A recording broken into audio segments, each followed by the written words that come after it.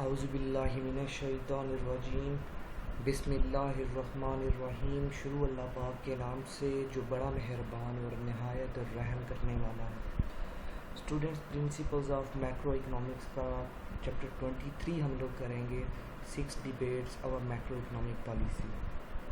Basically इस chapter में हमने करना क्या है, जितने भी प्रीवियस हमने चैप्टर्स किए हैं, लास्ट 3-4 चैप्टर्स जिनके ऊपर हमने इकोनॉमिक पॉलिसीज़ के बारे में बात की, aggregate demand, aggregate supply, unemployment, inflation, adjustment किस तरह से करते हैं, एग्रीगेट डिमांड किस तरह से एडजस्ट होती है, एग्रीगेट सप्लाई किस तरह से एडजस्ट होती है, किस तरह से शिफ्ट हो रही होती है, कौन से फैक्टर्स इंपॉर्टेंस रखते हैं, उसके बारे में ही ये हमारा नेक्स्ट जो है वो चैप्टर बन रहा है, 6 debates of macro economic policy. ये चैप्टर बेसिकली उन्हीं चीज़ों के बारे में है, पॉलिसीज़ के बारे में है कि कौन सी चीज़ें पॉलिसी मेकर्स को अपने माइंड में रखनी चाहिए और वो जब भी इकोनॉमिक स्टेबिलिटी के बारे में बात करें, एडजस्टमेंट के बारे में बात कर रहे हों, तो वो अपने माइंड में रखें। ठीक है, डिबेट 1 हमारे पास आ जाती है। ये पूरी चैप्टर जो है पूरा ये 6 डिबेट्स में डिवाइड किया गया। डिबेट 1 बेसिकली क्या चीज़ है, should monetary and fiscal policy makers try to stabilize the economy. यहाँ पे बात कर रहे हैं कि क्या पॉलिसी मेकर्स जो हैं इकॉनमी को स्टेबलाइज करने के लिए मॉनेटरी पॉलिसी और फिस्कल पॉलिसी का जो है वो यूटिलाइज़ करें, उसको इस्तेमाल करें, उनके ऊपर इन्हिसार करें। यहाँ पे हम ये इसके बारे में डिस्कस करेंगे। देखिए, प्रीवियस चैप्टर्स अगर आप लोगों के माइंड में हैं तो हम डिस्कस कर चुके हैं एग्रीगेट डिमांड, एग्रीगेट सप्लाई। उसके बारे में हमने ये बात भी की थी कि कहाँ पे किस तरह से एडजस्ट करके हमने करना है, एग्रीगेट डिमांड को किस तरह से कंट्रोल किया जा सकता है, एग्रीगेट सप्लाई को किस तरह से कंट्रोल किया जा सकता है। फिर हमने ये फ्लक्चुएशंस चेक की थी शॉर्ट रन और लॉन्ग रन के लिहाज से। हमने डिफरेंट इनकी इन्फ्लुएंसेस चेक किए थे कि कब जब हम लोग डिमांड को इंक्रीज़ करते हैं तो उसके कौन से असरात हमारे पास आ जाते हैं और कौन सी चीज़ें हमारे पास जो है वो इफ़ेक्ट करना शुरू कर देती हैं। तो कहते हैं कि ये जब माइंड में रखना है पॉलिसी मेकर्स ने कि जब वो मॉनेटरी पॉलिसी को या फिस्कल पॉलिसी को यूटिलाइज़ करते हैं तो उसके क्या क्या बेनिफिट्स निकल सकते हैं या क्या प्रॉज या कॉन्स बन सकते हैं हमारे पास। Changes in aggregate demand and aggregate supply, ये तो हम लोग पढ़ चुके हैं, समझ चुके हैं अच्छी तरह से कि हमारी जो है फिस्कल पॉलिसी और मॉनेटरी पॉलिसी को यूज़ करते हुए हम लोग एग्रीगेट डिमांड और एग्रीगेट सप्लाई को चेंज कर सकते हैं। हमने शॉर्ट रन फ्लक्चुएशंस को भी चेक किया, लॉन्ग रन के बारे में भी बात की है। ठीक है, monetary and fiscal policy can shift aggregate demand, influence these fluctuations. ये हम लोग काफ़ी डिटेल में बात कर चुके हैं कि किस तरह से एग्रीगेट डिमांड चेंज होती है मॉनेटरी और फिस्कल पॉलिसी की मदद से। अच्छा, इसमें अब पॉलिसी मेकर्स में के बारे में हम लोग देख रहे हैं कि अगर वो इकॉनमी को स्टेबलाइज़ करते हैं, ठीक है, तो क्या उन्हें इकॉनमी को स्टेबलाइज़ करना चाहिए। इसमें कहते हैं एक सिंपल बात की जाए तो अक्सर ने इस बारे में ये राय दी थी कि आप इकॉनमी को उसके हाल पे छोड़ दें, बहुत ही चीज़ें जो है वो अपने आप ही स्टेबल हो जाएंगी। लेकिन अब यहाँ पे हम लोग देखेंगे क्या पॉलिसी मेकर्स जो हैं उन्हें ट्राई करना चाहिए इकॉनमी को स्टेबलाइज़ करने के लिए। अब इसमें कुछ सूरत हाल बनती है कि जब हमारी एग्रीगेट डिमांड है वो कम होना शुरू हो जाती है, when aggregate demand is too small. Economy कुछ ऐसी सिचुएशन आ जाती है कि लोग जो हैं वो बाइंग कम कर देते हैं। ठीक है, उनकी स्टेबिलिटी, उनकी इकोनॉमिक हालत इस तरह की हो जाती है, कंडीशंस इकोनॉमिक इस तरह की हो जाती हैं कि वो खरीदना कम कर देते हैं और उस तरफ से पीछे हट जाते हैं कंजम्पशन पॉइंट ऑफ व्यू से। तो अगर इस तरह की सूरत हाल आती है जब एग्रीगेट डिमांड कम होती है, तो एग्रीगेट डिमांड कम होने की वजह से क्या होता है, प्रोडक्शन कम हो जाती है। ज़ाहिर बात है सप्लाई भी फिर कम हो जाएगी, डिमांड ही जब कम हो गई है। तो जब डिमांड कम हुई है, प्रोडक्शन कम हो जानी है, फर्म्स ने क्या करना है, एम्प्लॉयज़ जो हैं उनके पास जो लेबर हैं वो भी उन्होंने कम करना शुरू कर देनी है। क्योंकि जब डिमांड ही कम है, लोगों ने प्रोडक्शन कम करनी है, इसका मतलब कि लोगों ने फर्म्स ने अपने एम्प्लॉयज़ को फारग करना शुरू कर देना है। इसकी वजह से होना क्या है, अनएम्प्लॉयमेंट जो है वो बढ़ना शुरू हो जानी है। तो ये तो बात तय है कि जब डिमांड कम है तो इसका मतलब है अनएम्प्लॉयमेंट ज़्यादा है। अब जबकि पॉलिसी मेकर्स ने इस चीज़ को देखा हुआ है कि ये मसला बन सकता है, तो उन्होंने क्या करना है, इसको कंट्रोल करने की कोशिश करनी है। अब डिमांड को दोबारा से स्टेबल करने के लिए, अनएम्प्लॉयमेंट को ख़त्म करने के लिए, कम करने के लिए पॉलिसी मेकर्स का काम क्या होगा। पॉलिसी मेकर्स ने क्या करना है, सबसे पहले गवर्नमेंट की स्पेंडिंग जितनी भी है उनको बूस्ट करना है। अब जब गवर्नमेंट की स्पेंडिंग ज़्यादा हो जाएंगी तो इसका मतलब है डिमांड इकोनॉमी के अंदर जो वो बेहतर होना शुरू हो जाएगी। जब बेहतर होना शुरू होगी तो ये एक ट्रेंड बनेगा कि अनएम्प्लॉयमेंट जो है वो कम, किसी न किसी हद तक वो कम होना शुरू होगी, क्योंकि फर्म्स को भी कुछ डिमांड मिलेगी, वो भी सप्लाई बेहतर करने की कोशिश कर रहे होंगे।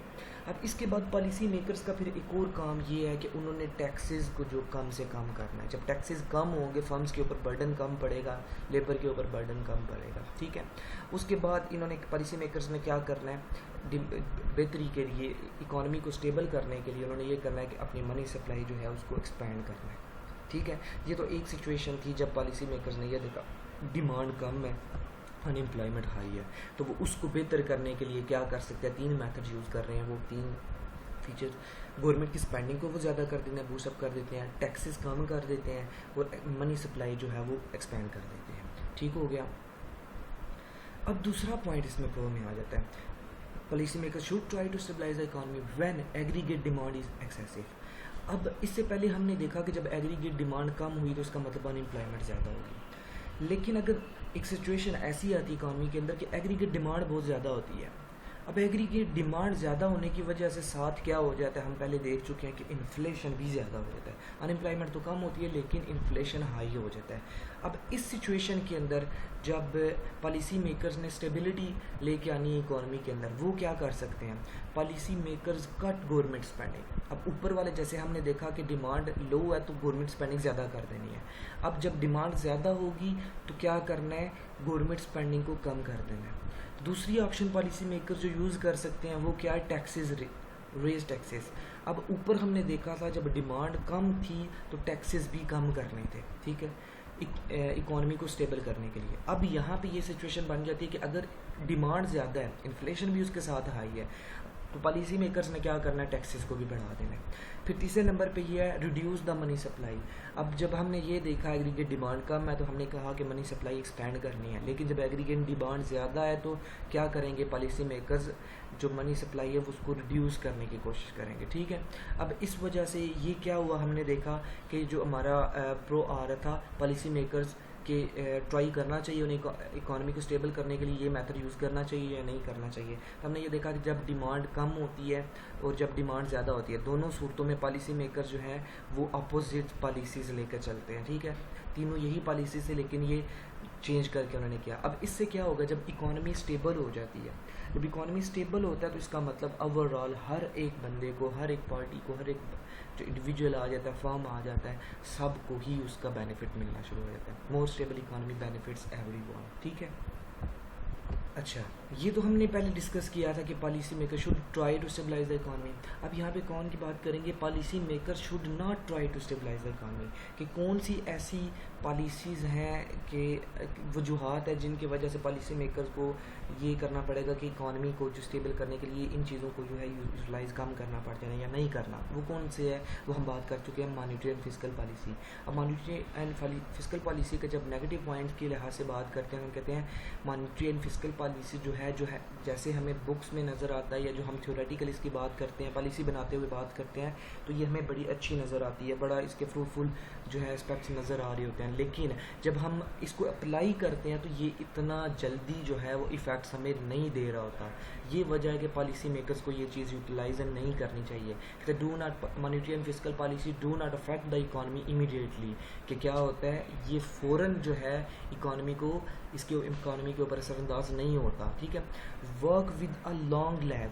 अब इसमें क्या होता है, मॉनेटरी और फिस्कल पॉलिसी जो है इन्हें अपने असरात दिखाने के लिए एक लंबा टाइम चाहिए होता है। वो लंबा टाइम कितना होता है, कहते हैं मॉनेटरी पॉलिसी के लिए कम से कम 6 मंथ्स का टाइम ड्यूरेशन चाहिए होता है कि वो अपने असरात लेके और इकॉनमी को स्टेबल करे। और इसी तरह फिस्कल पॉलिसी के बारे में बात की जाए तो फिस्कल पॉलिसी का कहा जाता है कि long political process, it can take years, कि फिस्कल पॉलिसी एक ज़्यादा लंबा प्रोसेस होता है, इसके लिए कुछ साल भी लग सकते हैं। तो इसलिए पॉलिसी मेकर्स को मॉनेटरी और फिस्कल पॉलिसी के ऊपर इन्हिसार नहीं करना चाहिए, ठीक है। इकोनॉमिक फोरकास्टिंग इज़ हाईली इम्प्रिसाइज, ठीक है। तो इसमें फिर कुछ इकोनॉमिस्ट कहते हैं हाँ जी इकॉनमी को अपने हाल पे छोड़ दें, बहुत ही ठीक हो जाएगी। ठीक हो गया, ये बात यहाँ तक क्लियर होगी, समझ आ गई है, ठीक है। यहाँ पे फिर आगे कहते हैं economic policy maker should not try to stabilize the economy, policy makers trying to stabilize the economy can do just the opposite, economic conditions can easily change. कहते हैं कि अगर पॉलिसी मेकर्स ने इकॉनमी को स्टेबल करना है तो उन्हें इन चीज़ों के ऊपर इन्हिसार नहीं करना चाहिए, जैसे मॉनेटरी और फिस्कल पॉलिसी, क्योंकि इनमें टाइम भी लगेगा और ज़्यादा नुकसान भी होगा। तो फिर क्या करना चाहिए? कहते हैं economic condition can easily change, can do just the opposite. इसके अलावा कुछ चीज़ें करनी चाहिए। देख इसमें क्या कर सकते हैं, कहते हैं कि वो चीज़ें, वो फ्लक्चुएशंस आपने इकॉनमी के अंदर लेकर नहीं आनी जिनकी वजह से कोई भी नुकसान पहुंचता है, ठीक है। तो इकोनॉमिक्स को इसके ऊपर जो है गौर से एक अच्छे डिसीजंस करने हैं, अच्छी इस तरह की पॉलिसीज़ बनानी है जो इकॉनमी को नुकसान ना पहुंचा रहे हों, ठीक है। मतलब कि कुछ ऐसा टाइम लग जाए, जो भी चीज़ें करनी है कुछ इस तरह से करनी है कि उसके कोई भी ड्रॉबैक्स ना हो। तो इस तरह से वक्त दे के जो भी काम करना है वो इकॉनमी के लिए बेहतर हो, कुछ नई चीज़ें, कुछ ऐसे मेजर्स लेके चलने हैं, ठीक है।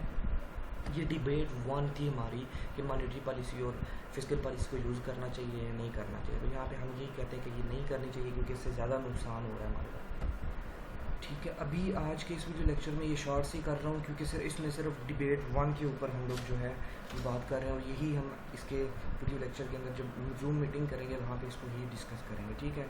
उम्मीद करता हूँ आप लोगों को समझ आ गई होगी। अपना ख्याल रखिएगा। अल्लाह हाफिज़।